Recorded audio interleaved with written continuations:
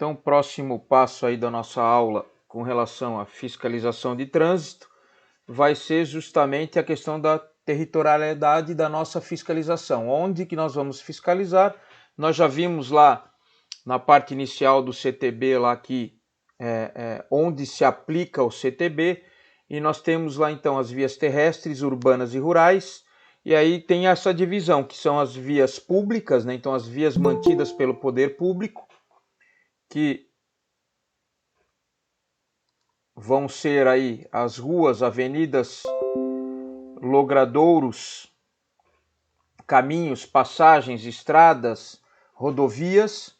Nós temos as praias abertas à circulação pública, onde é aplicável o CTB, então aquelas praias em que há permissão do trânsito de veículos, né? Algumas praias há essa permissão, a maioria não, mas algumas praias, tem até exemplo, não sei quem é do sul do estado, é a Praia do Rincão, né? Eu sei que é uma das praias aí que permite acesso de veículos à faixa de areia, então onde há essa permissão de acesso de veículos à faixa de areia, onde há permitida essa circulação de veículos, então se considera aí uma via terrestre para efeitos de CTB, onde se aplica o CTB.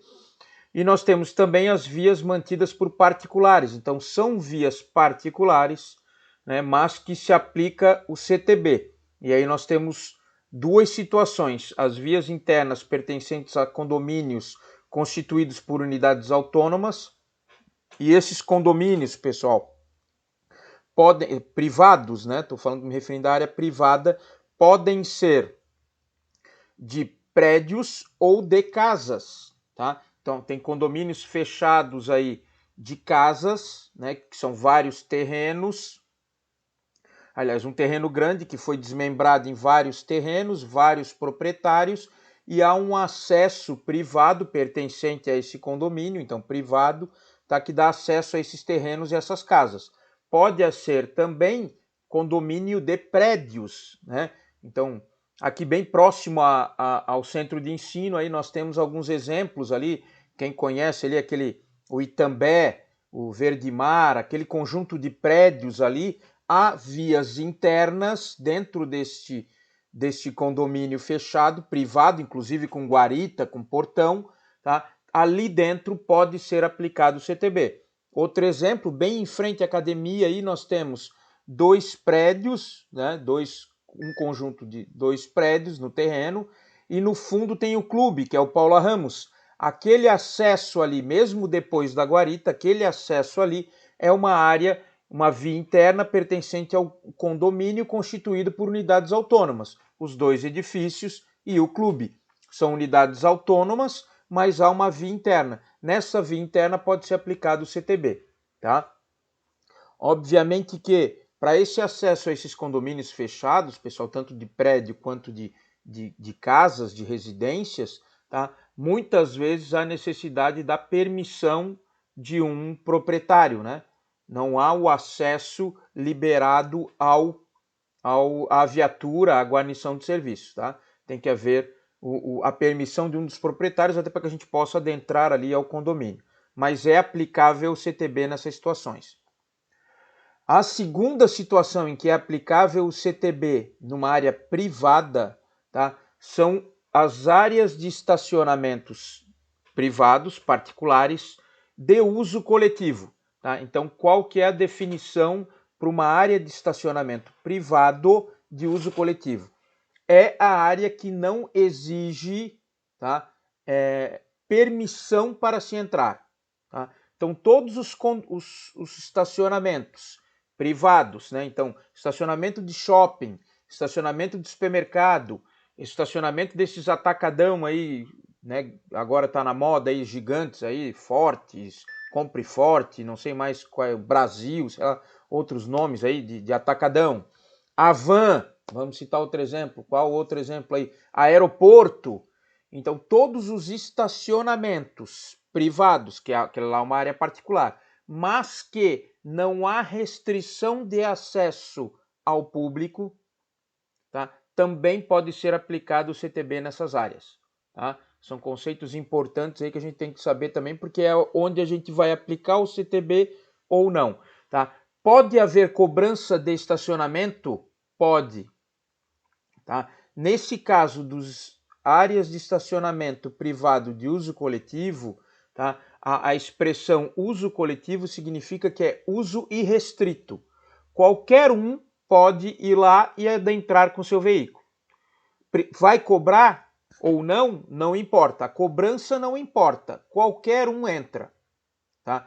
Então, não se considera via terrestre para efeito de CTB aquele estacionamento privado que tu depende de uma autorização para entrar. Aí não é de uso coletivo, é de uso exclusivo.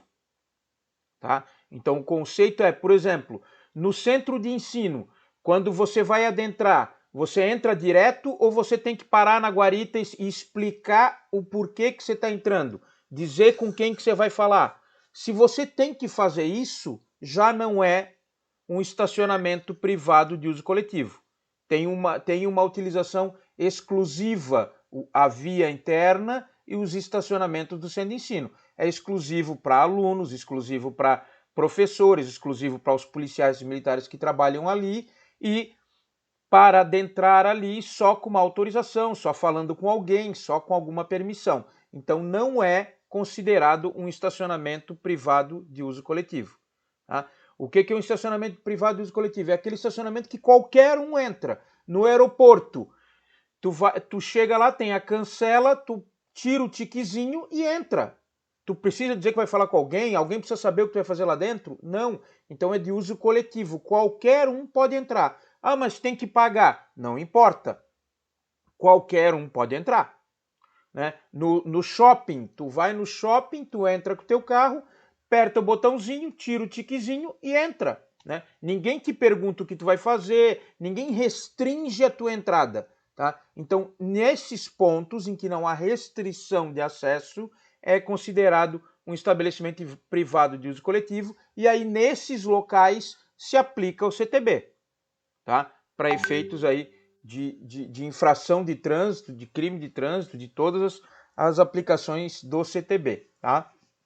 Então são essas situações. Via pública, aí normal, aplica-se o CTB sem problema nenhum. Nas praias, as abertas à circulação pública. Então, onde é possível, onde é autorizada a circulação de veículos, se aplica o CTB nessas praias. Nas situações de áreas particulares, aí nós temos os condomínios fechados, sejam de prédios ou de casas, tá? Então, nessas duas áreas se aplica o CTB também, mas há geralmente a necessidade de permissão de um condômino, né, de alguém do prédio, para a viatura poder acessar. Tá? E a segunda situação de uma área privada são os estacionamentos de uso coletivo, que, como eu falei, que é aquele estacionamento que não há restrição de entrada. Qualquer um pode entrar, então se aplica o CTB lá dentro. Se em determinado momento alguém te barra e diz assim, olha, não, o que tu veio fazer aqui? Tu veio para consulta médica com o doutor fulano? Ah, beleza, então tu pode entrar. Ah, o que tu veio fazer aqui? Não, eu só quero estacionar. Não pode. Então não é um estacionamento privado de uso coletivo, é um estacionamento privado de uso exclusivo. Tá? E aí não se aplica o CTB nesses de uso exclusivo. A gente vai aplicar o CTB onde qualquer um pode entrar. Tá? Aí tem Avan, Forte, supermercados, aí, grandes redes atacadistas, nisso aí qualquer um entra.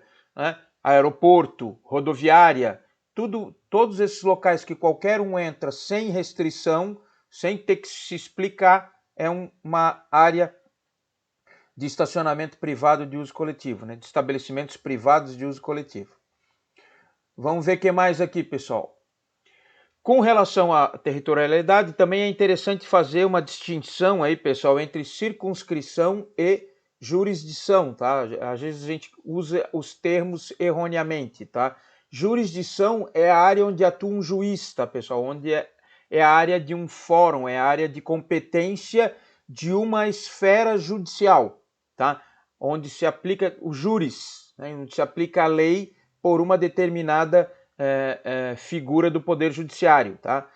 Circunscrição é onde nós atuamos. Tá? Então, a circunscrição aplicável ao CTB, a gente usa o termo circunscrição. Tá? Então, nós temos a circunscrição de atuação nas vias municipais para efeito de CTB. Tá? A Polícia Militar Rodoviária tem circunscrição sobre as rodovias estaduais, né? A PRF tem circunscrição sobre as rodovias federais, tá? Por isso é que a gente não pode ir lá na BR-101, numa rodovia federal, e aplicar uma notificação de trânsito, porque a circunscrição é da PRF, tá? Então, tem esses conceitos aí também que são necessários para que a gente possa saber onde atuar, tá? E aí, para que haja essa atuação nas vias municipais, pessoal, como eu coloquei para vocês, nós dependemos de um convênio. É o que está previsto lá no artigo 23 do Código de Trânsito Brasileiro. As polícias militares têm competência para executar a fiscalização de trânsito quando é conforme convênio firmado como agente do órgão ou entidade executivo de trânsito ou executivo rodoviário, concomitantemente com os demais agentes credenciados, tá? Então a gente tem circunscrição para atuação nas vias municipais, porque nós temos um convênio de trânsito com o município e nós temos um convênio de trânsito com o Detran, tá? Então esse convênio de trânsito que abarca todos os municípios de Santa Catarina, todos os municípios de Santa Catarina hoje possuem convênio de trânsito. Então a Polícia Militar atua como agente de trânsito em todas as vias municipais do estado de Santa Catarina, tá? Aí a Polícia Militar atua também como agente de trânsito da Secretaria de Infraestrutura nas rodovias estaduais. Porém, neste caso específico, o convênio de trânsito com a Secretaria de Infraestrutura restringe a atuação apenas dos policiais militares rodoviários, dos policiais militares lotados na Polícia Rodoviária Estadual. Então, como há essa limitação do convênio, os demais policiais militares não podem fiscalizar trânsito na rodovia estadual, tá? Então, por isso é que o pessoal lá, quem vai trabalhar no 4º Batalhão, quem vai trabalhar no 21º, não pode fazer autuação de trânsito sobre as rodovias estaduais. Por quê? Porque o convênio é específico para os policiais militares lotados no Comando de Policiamento Rodoviário, tá? Então, por isso é que esse princípio da circunscrição é importante para que a gente saiba onde atuar e autuar, né? Onde a gente pode lavrar autos de infração, reter veículo, remover veículo, tá? Então, por isso é que em situações aí vocês podem se deparar, ou mesmo quem for trabalhar no interior do estado, aí tem muitas rodovias estaduais que cortam municípios aí do interior do estado, então nós temos que ter esse cuidado. Onde for rodovia estadual, a gente pode atender ocorrências de crime, pode, pessoal, crime, territorialidade, o Código Penal prevê aplicação em todo o território nacional, independente de ser rodovia federal ou estadual. Então, crime, a gente vai atuar em todo o território nacional. Nas questões de trânsito, ficamos restritos à nossa circunscrição. Então, muitas vezes tu vai pegar lá um veículo cometendo uma infração de trânsito numa rodovia estadual, lá no batalhão onde você vai trabalhar, e tu vai ter que solicitar um colega da PRE para que ele venha autuar. Da mesma forma, numa rodovia federal, se tu flagrar uma infração de trânsito, constatar uma situação irregular, para aplicação do CTB, tu vai ter que acionar um colega da PRF para que ele vá até o local e tome os procedimentos administrativos de trânsito, tá? Com relação a crime, pessoal, é Brasil inteiro, tá? Todas as polícias, né, devem, né? As polícias militares devem e qualquer cidadão pode, né, agir em caso de flagrante delito. Então, em caso de crime, a gente vai atuar seja na BR-101, seja na rodovia estadual, na SC 401 ou qualquer outra SC ou qualquer outra BR, a gente vai atuar. Questões administrativas de trânsito só na nossa circunscrição. E aí nós vamos ter que verificar lá se é uma rodovia estadual, é PRE, se é uma rodovia federal, PRF, e se é vias municipais, aí nós, como policiais militares, podemos atuar sem problema nenhum, já que todos os nossos municípios têm convênio de trânsito com a PMSC, tá? Se tiver dúvida, pergunte, pessoal. Isso é uma coisa importante aí, porque depois lá na nossa atuação, daqui a pouco a gente está cometendo alguma irregularidade aí na nossa atuação, em virtude de não compreender bem onde a gente pode atuar e onde não, tá? Por isso que eu falei, essa parte aqui de introdução à fiscalização já começa a se tornar bem importante neste sentido, tá? E há muita dúvida, inclusive de policiais mais antigos, aí, de policiais prontos aí para que onde autua e aí ou remove um veículo, mas estava numa rodovia estadual, não podia ter removido. E aí? Aí as consequências vêm para aqueles que tomaram atitude sem o devido respaldo legal, tá? Então tem que tomar cuidado com essa situação. Pessoal, de onde é que vem esse conceito de poder de polícia, né? Se fala tanto nesse poder de polícia, tá? E aí muitas vezes a gente tem dúvida ou não sabe, talvez vocês já tenham aprendido isso aí nas aulas de direito, mas também nos compete aí repetir aí também com relação à questão de trânsito, tá? Porque os agentes de trânsito têm poder de polícia. Eles não são polícia, mas têm poder de polícia. Por quê? Porque o conceito de poder de polícia, pessoal, está previsto lá na Lei 5.172, que fala o seguinte: considera-se poder de polícia atividade da administração pública que, limitando ou disciplinando direito, interesse ou liberdade, regula a prática de ato ou abstenção de fato em razão de interesse público concernente a segurança, higiene, ordem, costumes, disciplinas, exercícios de atividades econômicas, toda atividade que depende de concessão ou autorização do poder público, visando sempre a tranquilidade pública e o respeito à propriedade e aos direitos individuais. Então, o poder de polícia, pessoal, é muito maior do que a polícia em si, né? Então, podemos dizer que os agentes de trânsito têm poder de polícia? Sim, porque ele limita e restringe um direito de uma pessoa de circular com o seu veículo.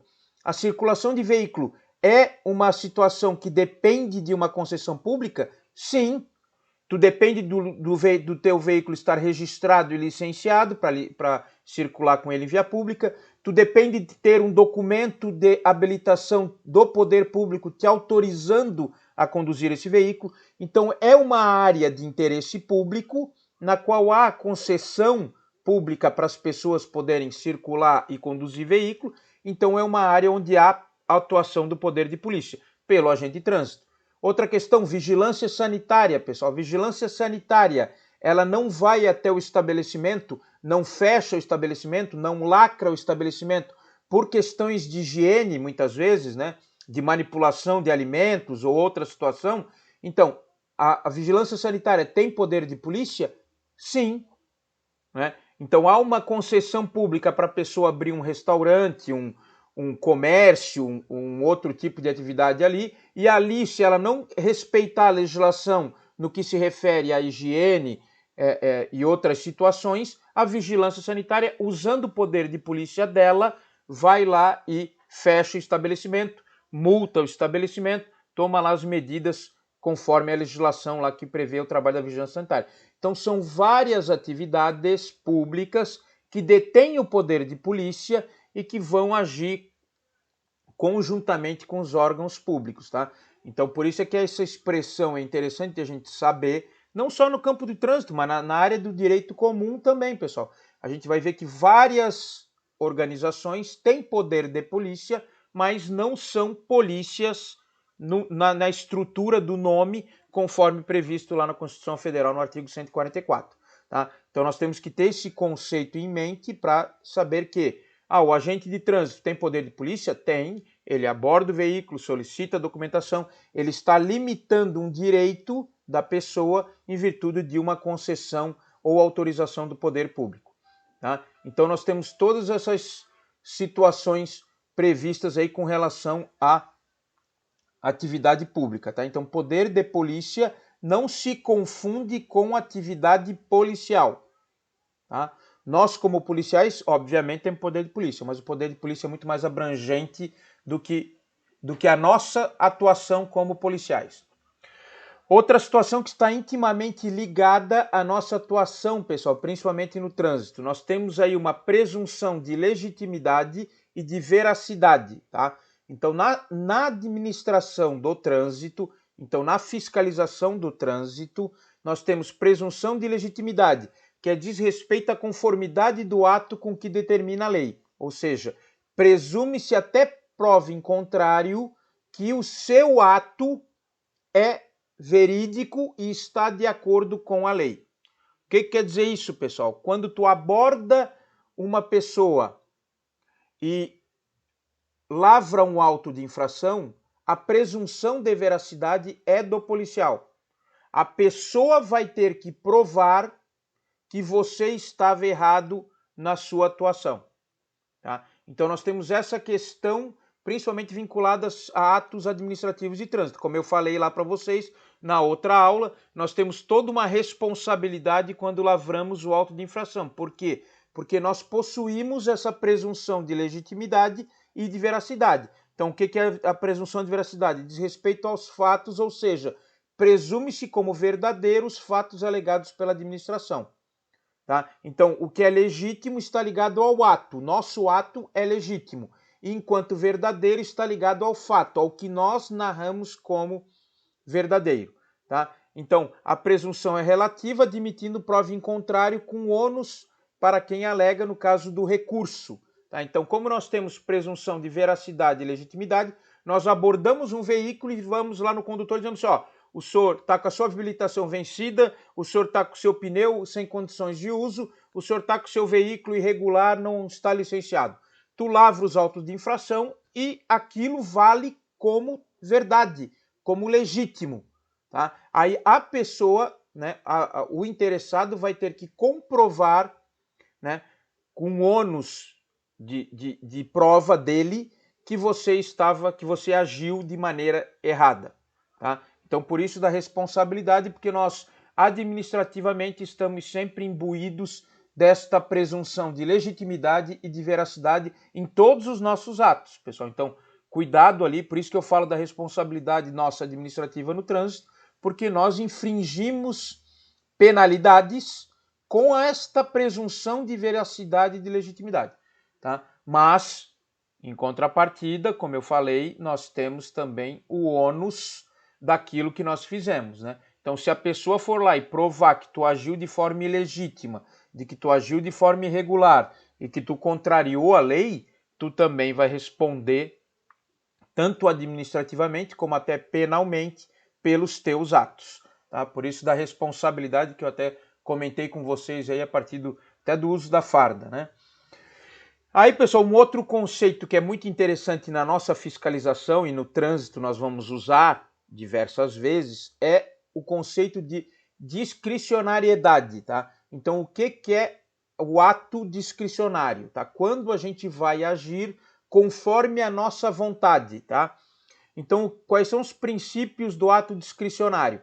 Primeiro, a conveniência, segundo, a oportunidade e terceiro, legalidade. Ele tem que estar expresso na lei. Tá? Então, nós temos um exemplo dessa discricionariedade no artigo 270, que trata da retenção de veículos. Então, o que fala lá o parágrafo 5º da retenção de veículos? A critério do agente, então é a critério do policial militar, não se dará retenção imediata de um veículo quando o veículo estiver transportando passageiros ou transportando produto perigoso ou perecível, desde que as condições que ele tenha condições de segurança para a circulação. Então o CTB deixa bem claro que é a nosso critério. Este é a expressão legal da nossa discricionariedade. Tá? Então nós temos o poder discricionário de decidir se aquele veículo com alguma irregularidade não vai ser retido em virtude de estar transportando passageiros ou transportando produto perigoso ou perecível. Obviamente que nós estamos limitados à situação de segurança que esse veículo vai ter que ter para permanecer em circulação, né? Obviamente está lá um ônibus carregado com pessoas, né? Com uma lotação determinada de pessoas, a gente aborda, esse veículo está com uma irregularidade de trânsito. A gente libera este veículo, né? Discricionariamente, se a gente entende que é possível, tá? Para que aquele veículo continue em circulação, para que não haja um prejuízo para aquelas pessoas que estão embarcadas, que muitas vezes não tem nada a ver com a irregularidade. Mas esse veículo tem que ter condição de circulação, porque senão daqui a pouco tu vai liberar um veículo com uma condição de circulação, com a falta de algum equipamento obrigatório, que gere uma insegurança na circulação desse veículo, e daqui a pouco esse veículo vai vir a sofrer um acidente, a responsabilidade também é do agente de ter liberado um veículo sem condições. Tá? Então tudo isso tem a discricionariedade e a contrapartida da responsabilidade pelos nossos atos, tá? Outra situação importante na fiscalização de trânsito, pessoal, tá? O campo de observações do auto de infração de trânsito, tá? No campo de observação, pessoal, é que vai estar o valor do nosso trabalho, tá? Eu já vi muitos policiais, muitos bons policiais, conhecedores de legislação de trânsito, vão lá, preenchem o AIT corretamente, tudo bonito, preenchido, infração correta, tudo, coisa mais linda. Esquecem do campo de observação, tá? Seja por desleixo, seja por preguiça, seja por desconhecimento, ele deixa em branco o campo de observação. E o cidadão vai lá e anula aquele auto de infração, arquiva aquela penalidade em virtude da falta de informações do campo de observação. Então, pessoal, o tesouro da nossa autuação no trânsito é o campo de observação. Então, tudo que você puder colocar no campo de observações que vá embasar o teu procedimento, usem, tá? Usem o campo de observação. Até porque há algumas infrações que o preenchimento desse campo de observações é obrigatório, tá? Vamos citar um exemplo. Falta de equipamento obrigatório, tá? Então tu vai autuar lá o condutor, né, no artigo 239 do Código de Trânsito Brasileiro, 239 do CTB. Conduzir o veículo sem equipamento obrigatório, tá? Beleza, tu vai preencher lá o auto de infração. O que falta para dar validade a esse auto de infração, pessoal? Tu obrigatoriamente tem que dizer qual equipamento obrigatório o veículo não tinha, né? Porque senão tu cria uma situação de um ato administrativo incompleto, né? Obrigatoriamente tem que colocar lá: veículo transitava sem o farol, veículo transitava sem o estepe obrigatório, veículo transitava sem um limpador de para-brisa, tá? Então você obrigatoriamente tem que citar qual equipamento obrigatório faltava no veículo para aquela autuação ter a sua validade jurídica reconhecida, tá? Outros exemplos tá aí, né? No caso, dirigir sem atenção, né? Então tá lá o artigo 69 do CTB, dirigir sem atenção ou cuidados indispensáveis à segurança de trânsito. Para tornar esse ato administrativo perfeito, o que falta? Tu tem que colocar qual foi o motivo. Então, tu foi lá, autuou ele, artigo 69, dirigir sem atenção aos cuidados indispensáveis à segurança no trânsito. Tu tem que colocar no campo de observação: condutor conduzia o veículo lendo um livro, olhando um mapa, comendo um sanduíche, né? Dirigia olhando para o lado sem a atenção ao trânsito, à circulação de veículos, tá? Então tudo isso são necessários, são informações necessárias para que o teu ato administrativo, o teu auto de infração seja juridicamente perfeito, tá? Outro ali, procedimento escandaloso do condutor ou comentários sobre a autuação. Também há questões que, às vezes, mesmo não sendo obrigatório o preenchimento do campo de observação, pessoal, ele enriquece o auto de infração, tá? Então, tudo que o condutor alegar, o que o condutor reconhecer, ou situações ali que você pode complementar a informação do auto, tá? Então, é necessário que se coloque no campo de observação, tá? São informações que vão enriquecer o teu ato, o teu trabalho, e vão diminuir a probabilidade dele ser arquivado, dele ser anulado, tá? Então, campo de observação, pessoal, não pode ter preguiça. Tem que preencher, tá? Tem que preencher mesmo. Muitas vezes fica até redundante, né? Pô, mas eu já autuei o cara por isso lá em cima, por que eu tenho que falar de novo aqui embaixo? Não, tem que falar. Tem que colocar. Porque imaginem, se coloquem na visão da pessoa que, mediante um recurso, vai julgar esse teu auto de infração, tá? Então, a pessoa está lá, pertence a uma junta de recurso de infração, ela recebe o auto de infração, recebe a explicação do cara. Se tu não coloca nada no campo de observação, às vezes fica o teu auto contra a palavra da pessoa. O que esse julgador faz? Ele lê o campo de observação, aí está lá constando, né? Ó, condutor, às vezes tu coloca lá, condutor realizou ultrapassagem em local proibido. Aí não fala mais nada. Aí daqui a pouco tu coloca lá. Ou outra infração que é comum aí, condutor, vocês já devem ter visto e todo mundo fica puto, né? Condutor transitou pelo acostamento. Né? Vocês já viram isso? Fila de veículos, né? E o cara vai lá, entra no acostamento e come a fila toda. Né? Será que a tua autuação, o teu auto de infração não fica enriquecido se tu coloca lá embaixo congestionamento de veículos, condutor de má fé utilizou o acostamento para auferir vantagem com relação às demais pessoas em fila? Não fica lindo? Quando tu vai ler esse recurso, tu vai ver assim, ó, pô, transitou pelo acostamento e ainda para levar vantagem. Esse cara vai ganhar o recurso, pessoal? Nunca. Tá? Então é isso que a gente tem que pensar. Se coloquem na imagem de um julgador que está com teu auto de infração na mão e com a choradeira do infrator.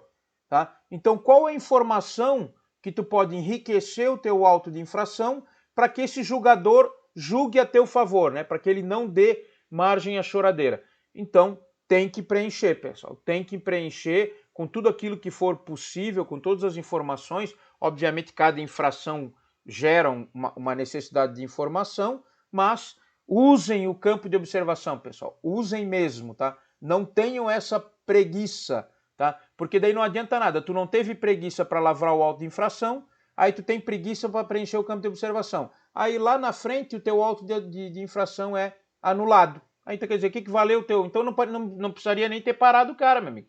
Libera e deixa seguir, tá? Então, para valorizar o nosso serviço, nós temos que preencher corretamente também o campo de observações. Tá? Então aqui vários exemplos aí, né, pessoal? Até é legal esse slide aí seguinte aí, porque traz esses exemplos disso que eu estou falando para vocês. Então a falta ou inoperância de equipamento obrigatório, registrar o equipamento faltante ou defeituoso, recolhimento da CNH ou remoção do veículo para onde foi encaminhado o destino. Então coloquem no auto de infração, se vocês recolheram a CNH, removeram o veículo para o pátio, o veículo foi retido até saneada irregularidade, placas frias, autuar a placa correta e registrar a placa que estava usando. Então tu abordou o veículo, tá lá com a placa irregular, né? Tá lá com uma placa fria, né? Ele colocou uma outra placa no veículo, ou muitas vezes adulterou a placa, né? Ele adultera, ele vai lá com uma fita isolante e adultera a placa. Né? Se ele tiver com placa falsa, obviamente tu vai ter que fazer a autuação na placa verdadeira, né? Na placa que realmente consta no registro do veículo. Então tu autua e coloca veículo abordado utilizando-se placas tal, né, em desacordo com o registro do sistema que era a placa Y, né? Ou então, veículo transitando com a placa com fita isolante, alterando a numeração 8 para 3, ou vice-versa, né, de 3 para 8, né, ou a letra tal para tal. Tudo isso enriquece o teu auto de infração e dá uma maior legitimidade e atuação. Alteração de característica, pessoal, também. Autuar um cidadão lá no artigo 237, né? Conduzir o veículo com característica alterada. Ponto. E aí? Aí o julgador vai olhar assim, tá? E? Aí o cara entra com recurso dizendo, meu carro tá tudo certinho, não tem nada a ver, esse guarda é maluco, tá doido, tá me perseguindo, é malfeitor, nem podia ser policial uma situação de cara como esse. Aí o julgador olha o teu auto de infração, transitar, conduzir o veículo com característica alterada. E o cara fazendo alegações 1000 ali contra vocês. Então não dá uma veracidade, não dá um valor jurídico para o teu auto, se tu colocar ali veículo conduzido com a suspensão alterada, efetuados testes regulamentares para verificação da regularidade da suspensão, o mesmo não foi aprovado. Ou mesmo tendo a suspensão alterada constando no documento, o mesmo, ao ser submetido ao teste de esterçamento, encostou o pneu na carroceria do veículo. Não dá uma juridicidade para o teu ato de uma forma muito mais valorosa. Então é necessário utilização do campo de observação, pessoal. É imprescindível, tá? Aí também ali está outras informações que precise registrar para melhor elucidação da autuação. prevendo provas para a contradefesa no caso do recurso ser impetrado. Então, é tudo isso que eu acabei de falar para vocês aí, que é o que está escrito aqui.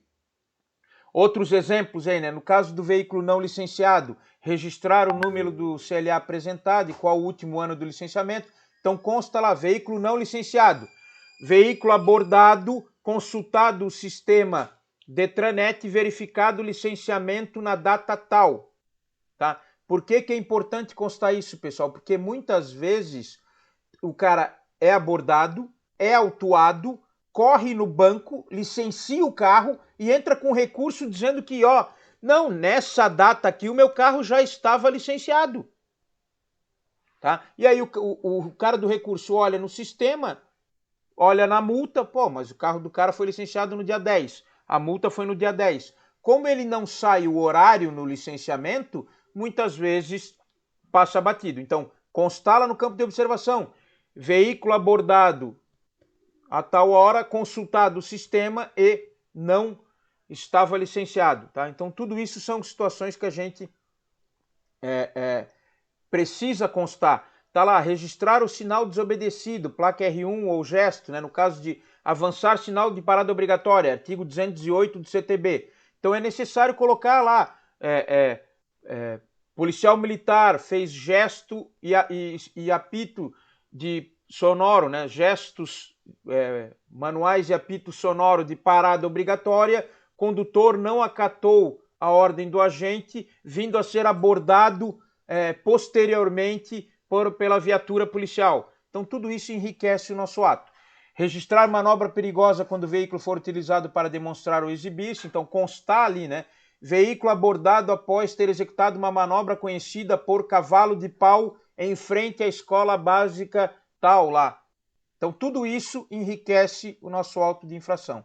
Envolvido ao acidente, fazer menção em constar. Então quando a gente autua algum veículo decorrente de um acidente de trânsito, né? Então enriquece o auto de infração. Veículo efetuou manobra proibida, vindo a cometer acidente de trânsito registrado no BO-TC número tal. Tá? Tudo isso ajuda.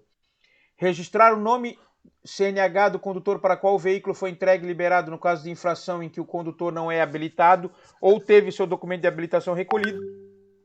Muito comum, pessoal, a gente aborda um veículo e o veículo está lá, ou o condutor não é habilitado ou ele está embriagado. Como é uma infração do condutor, a gente pode liberar o veículo para um outro condutor devidamente habilitado, né? Então, o cara está lá embriagado ou ele não tem CNH. Se o passageiro estiver em condições de soprar o bafômetro, der zero, ou se o passageiro tiver habilitação correta, regular, o veículo pode ser liberado para esse passageiro. No campo de observação, tu vai colocar lá, veículo abordado com condutor sem CNH, liberado ao João da Silva, CNH número tal. Tá? Então isso também deve constar no campo de observação.